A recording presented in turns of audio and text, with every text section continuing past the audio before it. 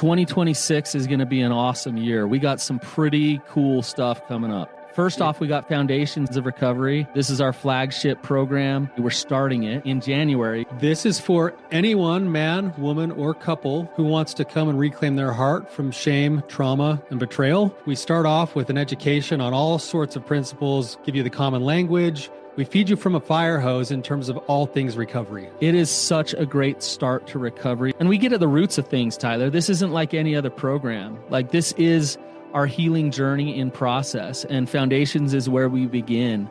If you look at the value that you're getting there to kick off a good recovery with all of the right education, all of the right language, and a team to get you started while also being directed by Brannon and myself through the whole process, what a deal. So if you're interested, if you're struggling, if you've been wanting to do something for a long time, jump into this. This only comes around every so often, and we would love to have you there. Click the link in the description to sign up for it. And to make it even sweeter, we're also including a raffle for a free pass to the Radiant Dawn retreat. Anyone who signs up for Foundations will be added to the raffle for that free Radiant Dawn pass. If you're a man and you sign up for Foundations, your name still gets entered, and you can give that pass away if you win it to any woman that you want to. So what you're saying, Tyler, is if you sign up and participate in Foundations, you could possibly go to Radiant Dawn for free? That's exactly what I'm saying, which is crazy because Foundations by itself is already an insane value. Man, I sound so salesy. But it actually is awesome. So come to Foundations. And even if you don't come to Foundations, sign up for Radiant Dawn. It's beyond therapy, the best healing experiences that you can have. Click the link below and come join us. How do I accept God's love despite all of my defects?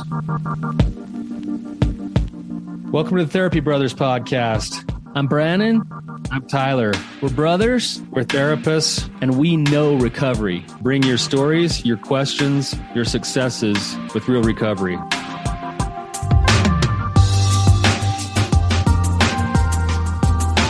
Hey, Tyler, you ready to have some hard conversations?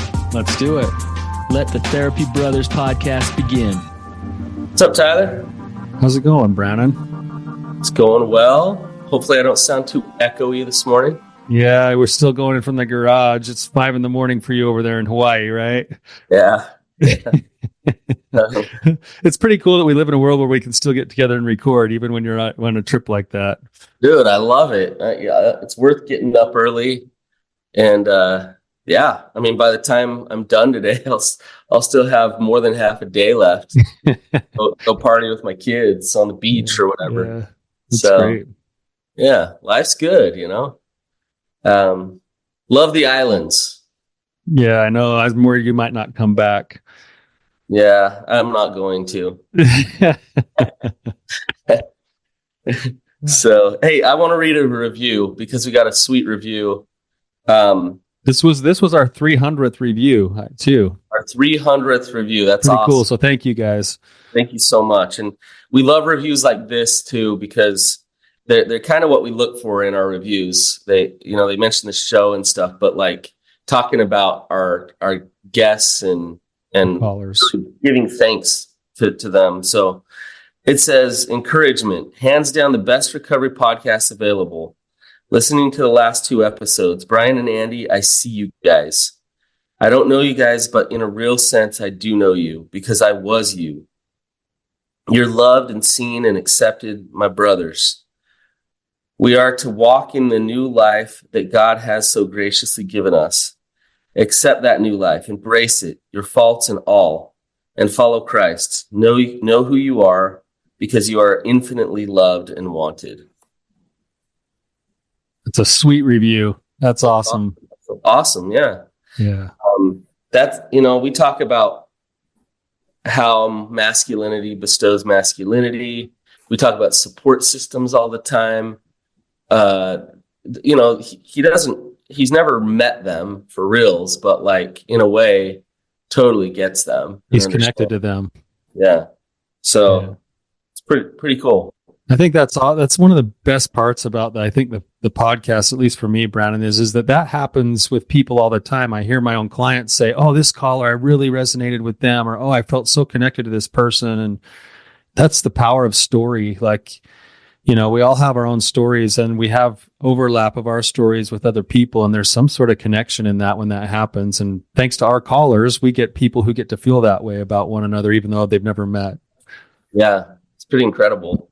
Yeah. So, well, speaking of our callers, we have with us a familiar face, somebody who was on the show not too long ago. So, Adam, welcome to the show.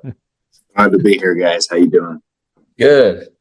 I guess I missed the memo of Hawaii, so I think Tyler, he didn't tell us that he was filming from there. We all should have gone down there. I know. So what is this? With me. But Adam, you're back. If you could just kind of fill us in, tell us why you wanted to come back, and any questions that you have. For sure. I'll be honest. I blanked on a lot of stuff lately, and I feel like you asked, like I had loaded answers already, and as soon as you ask that question, I forget everything. So I'll do my best to remember. But I think from the last time we talked, it's been a few months. I can't remember exactly when we last got together, but I think it's been long enough for me to get out and back into my old habits, and which is good because that's when the real work comes into play, right? And some of the stuff that we discussed in episode 325 for those that are listening and curious, but some of the background that we discussed in our previous podcast was about the biggest struggles that I had was that I have kind of flipped my, like the way one gets self-worth and validation and feels love and connection. And for me, Tyler, you talked about do have be in regards to the 12 steps. I'm sorry, be do have. And I do, and I have the do have be mentality where I do all these things, therefore I'll have all these things, therefore I'll finally be worthy, right? So I've been kind of thinking about that over the last few months and put it into practice what I can, and came up with a couple of defects or weaknesses that I've had that I think I struggle with the most, and the biggest one being self-pity, this like victim mentality. And so kind of my overall my underlying question or overarching question, I'm not sure how to say that, is how can I feel God's love and grace and acceptance while having these defects? Because we can get into that and maybe talk about some mental health issues and that I've struggled with, and just we can shoot off from there and go any direction. Man, I'm glad you're back. It sounds like you've been putting to heart and to work some of the things that we talked about last time. It sounds like you're still kind of in a wrestle with some of that stuff too. A little bit. Yeah. Could I ask you just this idea? You said a couple of your character defects that you at least mentioned here that you're aware of right now. You said self-pity and victim mentality are two things that you find yourself in a lot. Can you explain a little bit further how those things are connected or not connected to your value, to your worthiness, to your relationship with a higher power? Well, I would say first off, victim mentality and self-pity are pretty much the same thing, I think. Okay. Just from how I'm viewing it. Just another way to describe it. I think how it relates to my higher power, I don't exactly know how to answer that. I'll be honest. I hadn't thought of, I view self-pity as kind of the way that it's like the scissors that cuts the connection, right, to my higher power. And so when I get into a victim mentality and I have a lot of self-pity or, woe is me, I complain a lot. I get angry. I just feel disconnected from God.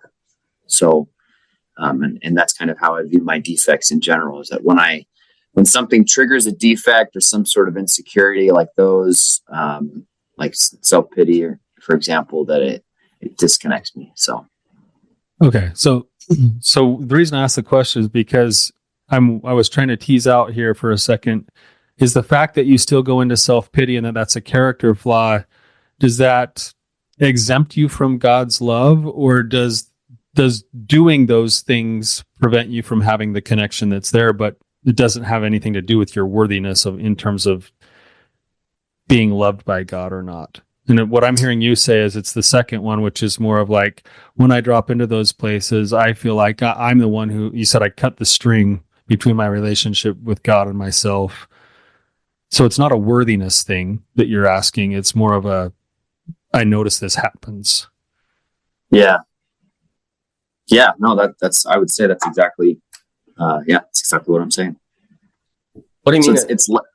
Yeah, go ahead. Sorry to cut you off. What do you mean it's not a worthiness thing, Tyler? Well, some people, when I think of someone who's like in a really deep, thick, fixed mindset, they think because they have the character flaw, that means God can't love them, or God doesn't love them, or God won't love them. Versus what he's saying is, I'm recognizing I have this character flaw, and me dropping into this place is just cutting the connection there, but it doesn't mean he doesn't love me. It doesn't mean I'm unworthy of love. Yeah. So Brannon, what I'm saying is, is it a situation where the character flaw is got me in such a fixed mindset that it's just like, well, that means God can't love me. Like when I was growing up, if I didn't perform well, that meant God didn't love me, or God wouldn't show his love to me. And that's not what Adam's saying. Adam's saying, I know God loves me. I just notice a disconnection when I drop into these places in my life. Yeah. The self-pity, like in a way, when we talk about do have be, or be do have, or the self-pity is kind of, in a way, a righteous thing in a twisted way. I'm not saying it actually is righteous, but it's like, well, to beat myself up for doing bad things is a good thing, right? And that becomes problematic because, why is that problematic? Well, for me, it has led to being the judge, jury, and executioner for myself, right? Like I do something wrong, and it's like, all right, I criticize myself, I condemn myself, I punish myself, and it leads, at least in my experience, to unhealthy behaviors that destroy the soul even more, right? Like it just adds to more shame, throws shame on top of the guilt, and just it furthers that disconnection between God and I. Yeah, I think this leads to a broader discussion, and it's actually, I'd love to have it with you, Adam and Tyler, of like, I was listening to these episodes that were referenced in this review, with Andy and with Brian, and in a way, Adam, let me ask you this: do you believe you were raised in a system that kind of bred this thinking of performance-based worth? For sure. Oh yeah. Right. How so? Well, I mean, so if people want more details, I think there's a certain section of the episode that I was on previously that we went into some good depth about my dad. And it was maybe the way that he was raised. But to summarize, I was raised in an environment where, it was when you perform well and you meet, like you impress, basically, if I impressed my dad, I had to impress my dad to a certain point in whatever it was I was doing, that once I impressed him to that point, then it would trigger something in him like, oh, wow, I actually noticed my son. He's really good at something. I'm proud to be his dad, and for me, it like, I took that and was like, oh, I need to get dad's praise. And the way to do that is by performing well in everything I do. And so I took that and turned it into like a very perfectionist mentality where I have to be perfect at everything in order to get that those words of affirmation, that validation, and so forth. So as a child growing up, that was the system that I grew up with. And because it was hard to get the attention of my parents at the time, because they were going through their own stuff, their own trials, their divorce when I was younger. And so I had to compete with that. And when I realized that when I could outperform that distractions that were causing them to be distracted, then I would get their attention. And so that bled over into everything in my life. Yeah. That's interesting. So just from your family of origin, the way you were raised, the way that you got worth was through performance. Is Christ's grace sufficient, Adam? Yeah, I believe that. Do you really believe that? Or is it, is it after all you can do? Oh, the twist. It's twisting that on me there. I think I have a history of, as you just said, the performance, right? I have a history of believing that it is after all I can do that God will then say, okay, you have my stamp of approval. I'll give you my attention. Just like growing up with my dad, right? And my mom, where I would do all that I could and then I'd get their attention. And just in terms of the heavenly parents, right? Like it was the same mentality. But I feel like even from the last podcast episode to now, I've gotten to a point where I don't believe that anymore. I don't I can screw up. I could make the worst mistake that I've ever made and I can still feel God's love. And I have felt that, and be worthy of that. It's just that, I still struggle, I guess, with old habits that are coming in that are like that are fueled by this performance-based mentality versus the grace is sufficient. That God does, I do believe that God does have the power to help me and he does help me.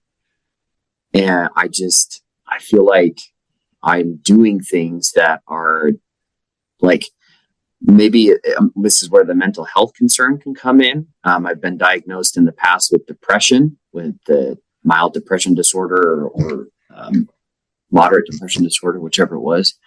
And that those habits, those pathways that I've built where, I would critique myself and criticize myself and get into that self-pity and victim mentality, that it would turn to a point where it was so unhealthy. It was considered depression by the psychologists and therapists I was meeting with back in the day, that I often wonder if there's just if that's coming into play as well, that's causing this disconnection between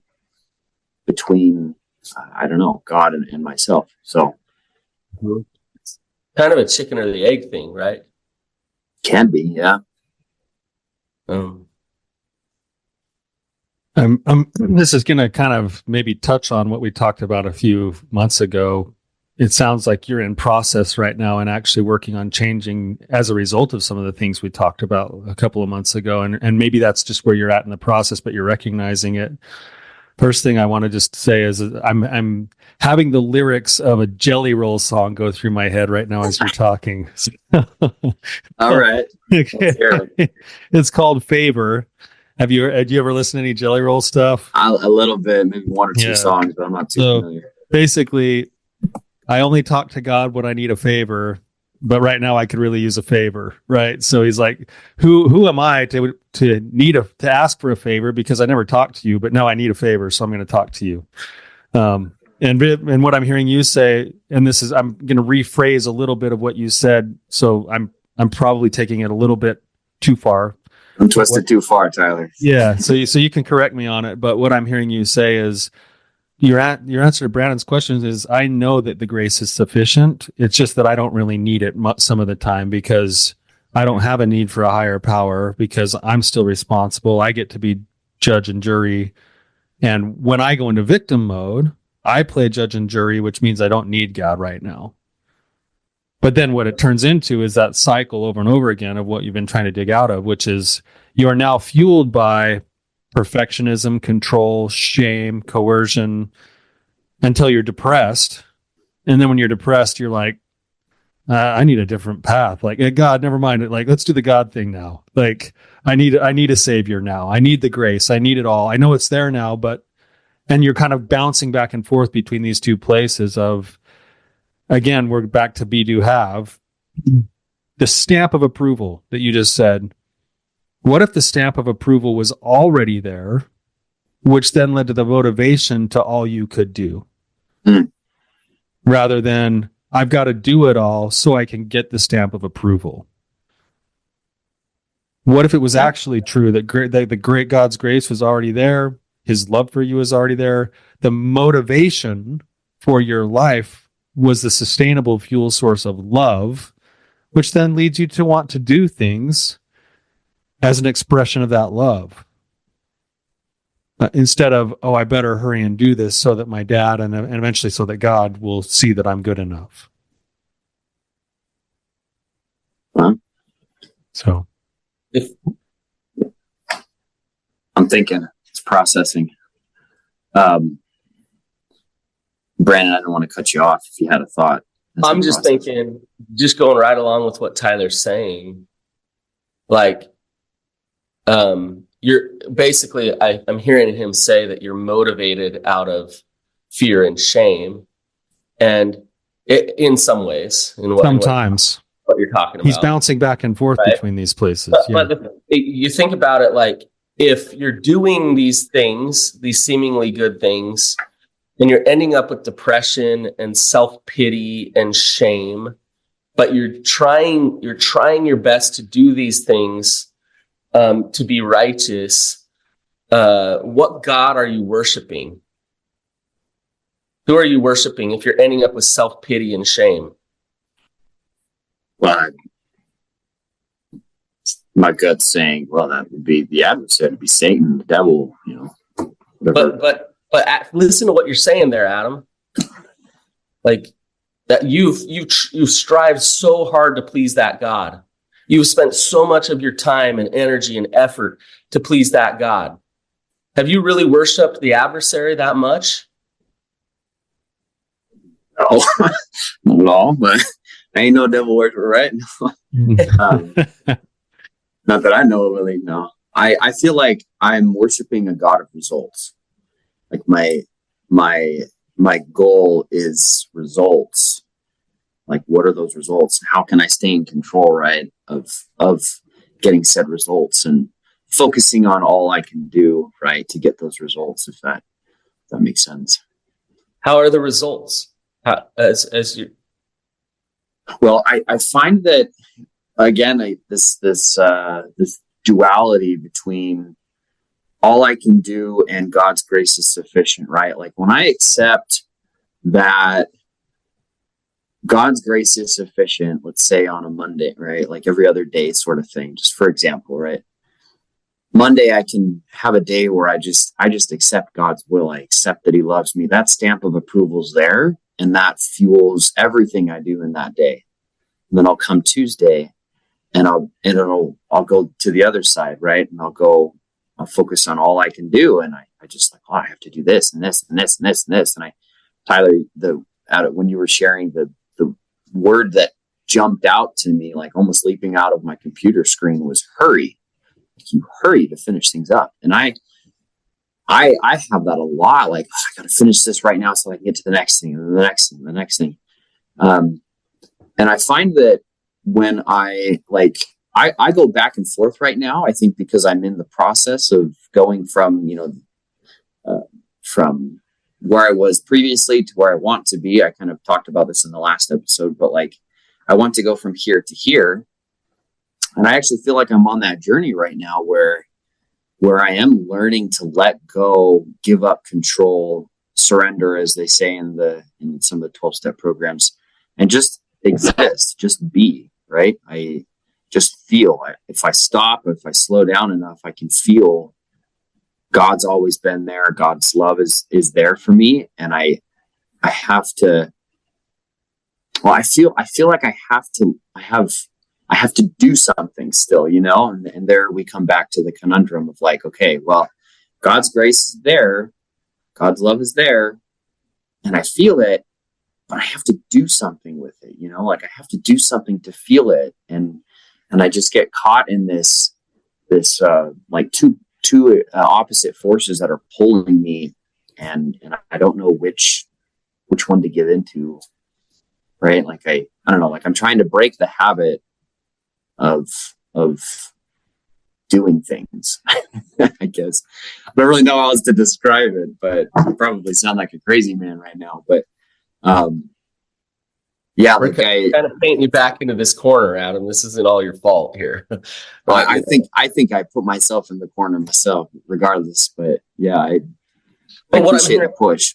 What I'm hearing you do, though, is kind of in a way, kind of just try to figure out what this means. It's like, okay, like I want to surrender. I want to practice real faith.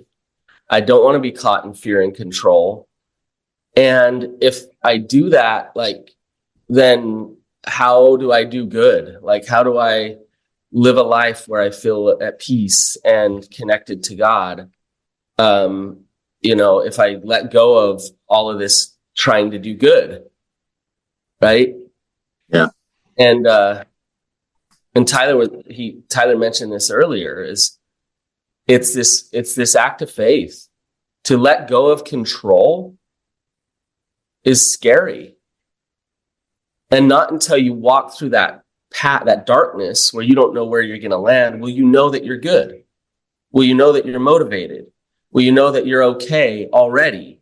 But not until you fully walk through that, will you actually know that. And you are in that process. It sounds like you're trying to do that more and more. Could I just walk you through something, Adam, and then maybe give some suggestions if this fits for you? Can you imagine? I know this is hard when we're just discussing things. It'd be nice if we had a whiteboard or something too, but imagine two circles side by side with each other, and each circle has 3 rings to it. And on the first circle, at the very center core of that ring, we could put something like fear, shame, doubt, that stuff, the kind of fuel source, let's say, the motivation, the energy. And then in the middle ring would be your beliefs that come as a result of that fuel source. So those beliefs would probably likely be something along the lines of, I'm not good enough yet. I'm unworthy. I'm unlovable. I'm weak. I'm inadequate, whatever that is. And then the outer ring would be what we would call our outcomes or our behaviors. And what Brannon, I think, was asking was, when you go into that place of self-coercion, when you go into the place of being God for yourself, and it's all driven by this fuel source of shame and fear and doubt, the outcomes that you're getting, he's asking really, what are the fruits that you're producing as to what has been planted? And what you're saying is, well, I'm more depressed. I have, a harder time staying sober. I don't really like who I am. I question whether or not God loves me. Like that's the fruit that you receive when that's the fuel source, right? Mm-hmm. And then the other circle is the exact opposite. And I believe that most of us have that circle that's over the top of this other circle. It's like a callus that forms when we come into this fallen world and we experience the things in our lives that teach us shame and fear and doubt. The natural self-protection is to live that way. And we think that that's the only truth because that's the only one we know, because we can't remember where we came from and what the plan was when we came. But underneath that, there's a different circle. And the circle is, and this kind of gets a little bit Christian and spiritual for a second, but who is God? God is blank. What's the famous scripture? God is love. And so if I'm actually living from a fuel source of love, then that's going to fuel a belief system that says what? I am. Whatever God says I am. I'm all of the things God says I am, that love says that I am. And when I believe I am, what are the outcomes going to be? The outcomes are going to be, maybe there's some doing inside of that, but the doing will be coming because I am, rather than the doing in the other circle because I'm not. And maybe there will be some surrender in that outer circle, but there will be peace. There'll be joy. There'll be acceptance. There'll be wholehearted living. There'll be faith. And the faith will be that the actions that you take are coming from the place of I am, so they naturally follow, because faith without works is dead. It's not, that's, people mess that up all the time. They think, I better do my work so I can show that I have faith. It's like, no, when I have faith, when I accept the truth of what I believe, I naturally follow with my behaviors. It's not like I have to go prove my faith. My behaviors demonstrate my faith, because that's who I am. And so, does that make sense so far, Adam, before I go to the next one? Yeah. Mm-hmm, okay. Mm-hmm. Okay. So if you can relate to that, I want to ask you, in your day-to-day living right now, are there moments where you can feel a difference between which circle you're operating from? What is it? What are the differences? Like, what is the actual physiological difference when you notice that you're operating from the shame circle versus the love circle? It's great. I love that. That's such a, these both of you back to back, because they're like, it's like your brothers or something. Just one feeding off the other. I'll explain it two ways. The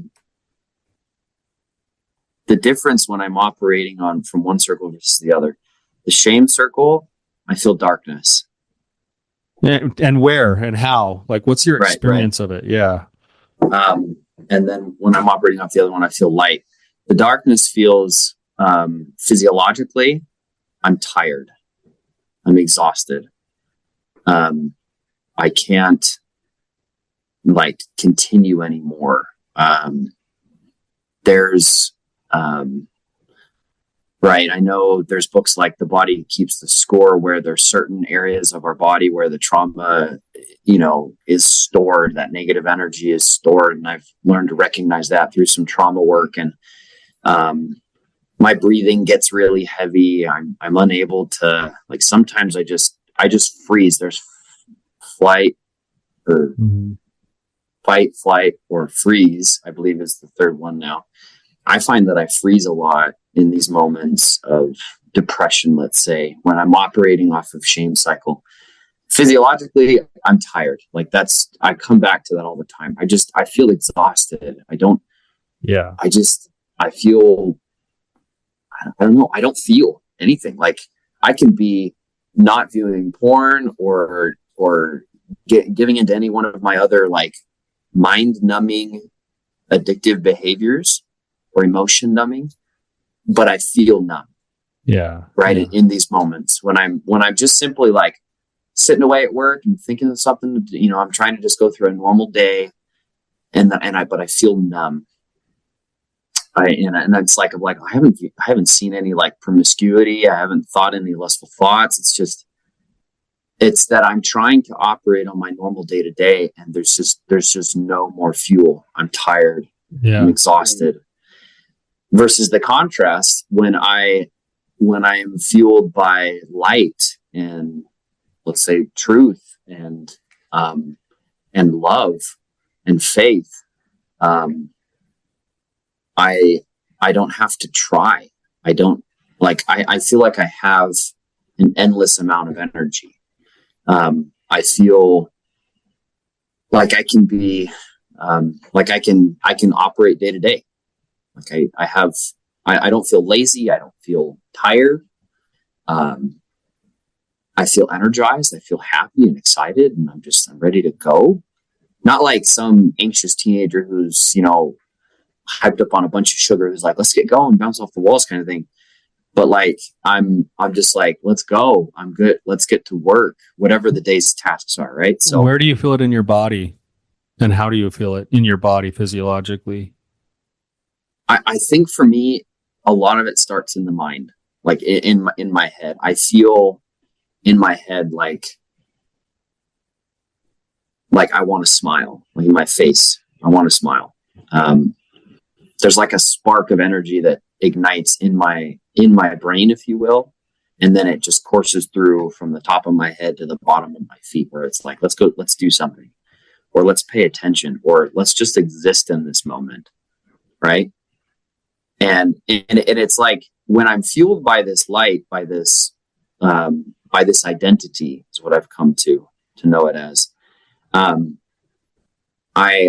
It's not that I'm like super energized and I want to go run 10 miles. Like I just ran the Timp half, right? Like I want to go run a half marathon or go to the gym or go, type 1,000 words in a minute or whatever, right? Like something super fast and show some level of strength. But there's this balance between being able to realize, okay, I have energy, I have strength. And right now I can either sit and exist and just be still, right? And I become aware and mindful. And other times when I have this same fuel source of light, I'm just energized to go and do something, right? Like if I'm driving along the road and I see someone who is pulled off to the side, needs a little help, I feel energized, like, hey, I want to go help that person. Just, pull off the side of the road and go help them. Where on days when I'm in the darkness and like, I feel this from, again, it probably starts on the top of my head, I'd say in a similar way, where there's just a disconnection, right? Like something above my head it's just cut off. And I feel heavy and tired. And then it just courses through my body of like, I just want to go to sleep right now. Which to me, these are signs of previous depression that I've had. So. Okay, good. Excellent. So you recognize there's a stark contrast between those two fuel sources for you in the way you experience them, the way you think about them, the way you feel about them. You can feel, as you're describing it and even watching your body language, I can see the gap between the two. The question is, the good thing is that you've experienced both, so you know the distinction between the two. The question is, how do you tap in more to that fuel source of love and peace and joy? And how do you transition when you recognize that you're maybe defaulted back into that place of fear and coercion and control? That's basically the question you've come here asking today. And I'm wondering if you've already got some insights for yourself as to how you do that. I do. And it's hard to put it into practice, but to simplify it all, it comes back to identity. Who am I, right? Do I know who I am? Do I know what I like? I find that like when I look at the words that I use when I'm going off of one fuel source versus the other. And a lot of it is, I am this or I am that, right? I am an addict and I can never change. Versus I'm the son of God. I have mistakes, but I am badass. I can do good. I'm great. Right. And so coming back to this identity of, okay, do I know who I am? Am I my addiction? Am I my weaknesses? And the answer is no. I'm not my weaknesses. I'm not my addiction. I have them. There are things that I struggle with, but I am a man who loves to work. I'm a man who loves to play. I'm a man who enjoys this and enjoys that. And I'm a man who likes to sometimes sleep in on some days, right? And other days I like to get up early and hit the gym, right? It comes back to identity for me. It's like, do I know who I am? And if I know who I am, then there's just a power that comes over me that motivates me to get up every day, to work, to go to church, to do all my normal daily activities. So it comes back to that identity. And so I've been trying to focus all of my energy to that. Like, do I know who I am? Can I, if I can answer that question, no matter the situation, I feel like I'm on the right track. So there's a little boy that discovered that if I please dad, then I have worth. And in discovering that, it gave you a sense of control in order to not have all of the outcomes of the shame-based circle, basically. You're going to have to let go of that. And then it's been driven home in many other ways. There's systems that have driven home. I, the Lord, am bound when you do what I say. When you do not, you have no promise. Christ's grace is sufficient only after all you can do. If you're righteous, you'll prosper in the land. If you're worthy enough, then you can go to the temple. So if you have long enough sobriety, so there's all this stuff of prove it, be good enough, that is piled on top of that trauma that you had with your dad, the performance-based model. And so to actually live in the way that you just said, Adam, it's going to be letting go of those systems. And in some ways, that those parts of you that have taken that on, that they do something for you. They give you a semblance of control. They give you, I wanted to share a story with you, a personal story of mine. When I was I've been through this myself. I think Tyler and I both speak with passion about this because we've both, in a sense, been born again. And I remember when I was a young therapist, I just wanted to be good. Like, I was just trying so hard to be the best that I possibly could. And there was this couple that I started working with, and my practice was just starting. And this couple I just loved. I loved both of them. They were both just good humans, just awesome. And I just thought, I got to be the best therapist I possibly can be. And that went beyond just my skills as a therapist. It was like, I got to be as perfect as I possibly can be so that I can serve these people and help them. And I was working with them for a long time, and I was just praying that things would work out for this couple, and everything crashed and burned, and they got divorced. And like, it hit me really hard. It hurt. And I was like, what the heck? Like, I've done everything I possibly can to help this couple. I've done everything. And I was wrestling with God, and I'm like, WTF? And I got an answer as I was praying. And it was an answer that I didn't expect, because the old system inside of me was saying, would have said, you know what? You should have done better. You should have done more. You shouldn't have gotten that fight with your wife or said that swear word or whatever it is, right? Lots of shoulds. Yeah, because that's the old system that would have said you have the control to make everything the way you want it in your life. And the answer I got was simple. The answer was, I got this. Like, I got this. You don't got this. I got this. That was the simple answer that I got. And it just spread throughout my whole body because it meant so much more to me. What it meant was, God has a plan, and God, this is bigger than me. This is way bigger than me. And I can fully surrender and let go here. Like, I don't have to take all this on anymore. And I felt it in my soul, in my heart, what it actually meant to surrender into God's love. Right? But that comes beyond that control. That control had to be let go of in order for me to rest in that peace, knowing that God has me and God has them. God has this couple, right? So are you hearing me? Does this?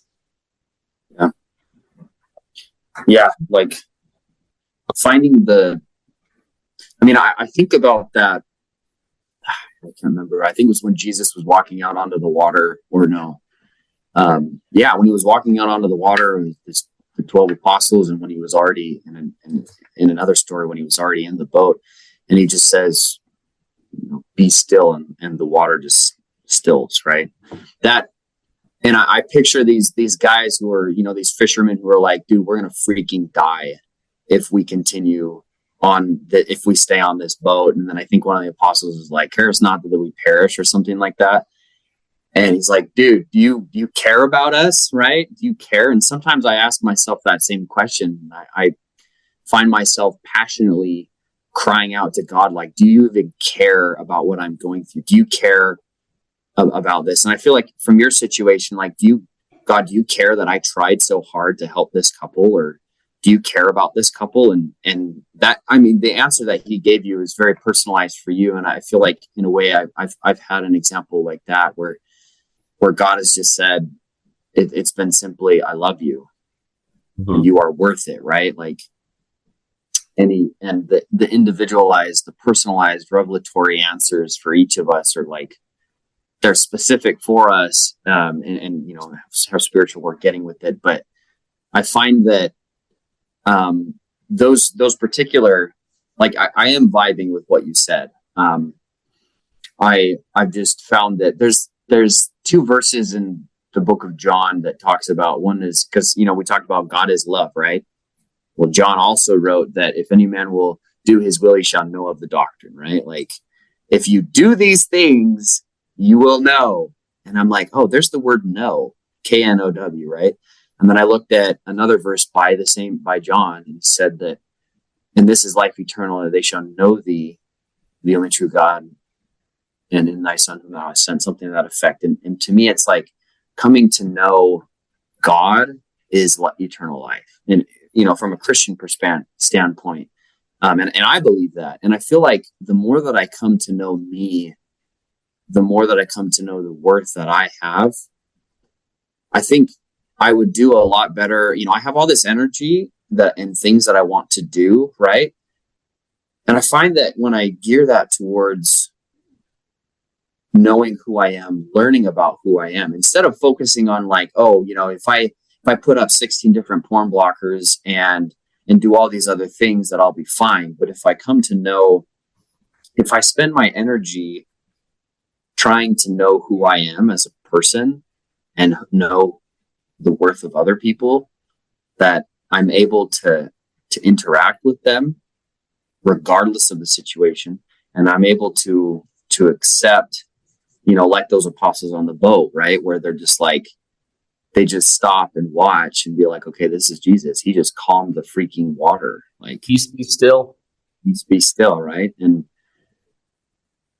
I'm sure that some of them were like, the adrenaline was pumping on them. They're trying to like save the boat, save their lives. But then when the water calms, I'm sure their heart rates were still going. But they were still full of energy and life, and just, you know, in this fight or flight kind of mode, probably more the fight kind of mode, but they're able to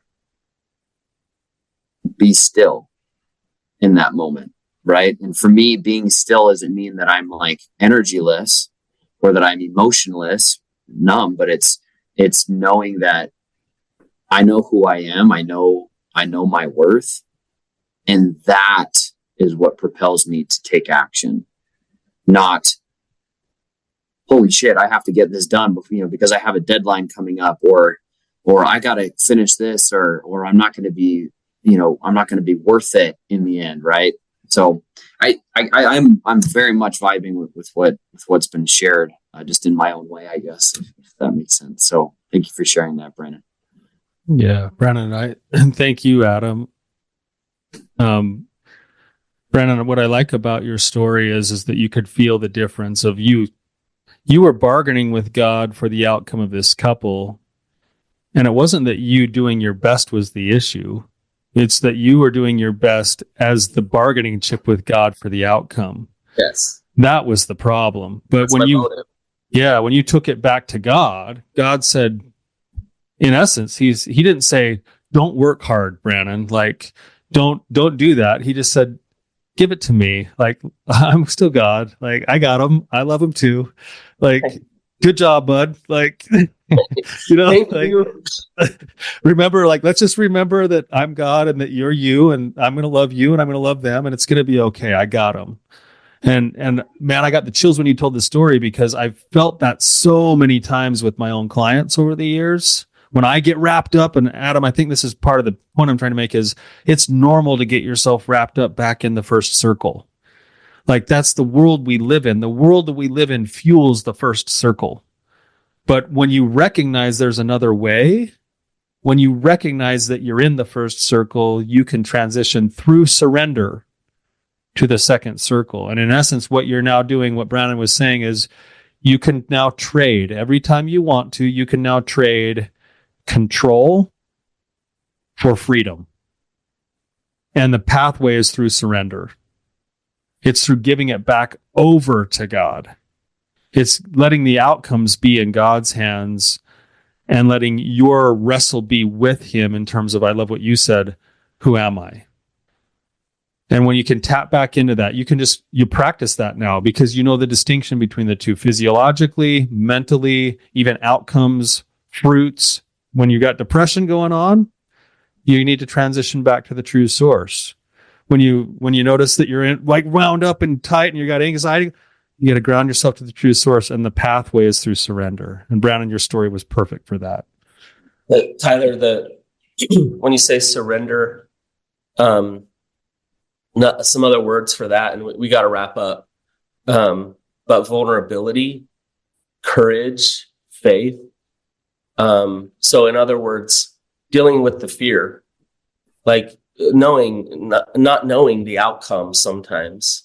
It's, I'm not going to take this on and prove myself and get the outcome that I think that I can create here. It's actually, I don't know how this is going to land. I don't know how it's going to end up, but I know God loves me. And I surrender into that. And then I'll act accordingly, and I'll be flowing in truth at that point, and everything's going to work out exactly the way that it's supposed to. So, Adam, I appreciate you coming on again. Having discussions with you is awesome. We get to some pretty cool places. So I really appreciate you. No problem. I enjoy coming on, so I appreciate you guys. And maybe we'll look forward to working with you some more later on. I'll give you more time as a break from me. So, well, no, the good thing that you did is that you came on the show a few months ago, and then right after you came on the show, we started our drawing for the Rising Sun Retreat. Exactly. And now hopefully maybe you win the drawing here in a couple of weeks, and then we see you at the Rising Sun Conference September 26th through the 29th. So, all right. Potentially you're the winner of that. We'll see. At least you're in the drawing now. So, okay. No, you're good. You're a good dude, Adam. It's always fun to talk to you. It makes me start to think. I'll be pondering on our conversation probably for the better part of the rest of the day today in between my sessions. And yeah, thank you for your willingness and your courage to come on. And for those of you guys listening, if you find value in this, one of the ways that you can support Adam is by leaving a review and throwing a shout out on what you learned or what you were impressed with our discussion today. So until next time, you guys, keep on keeping on.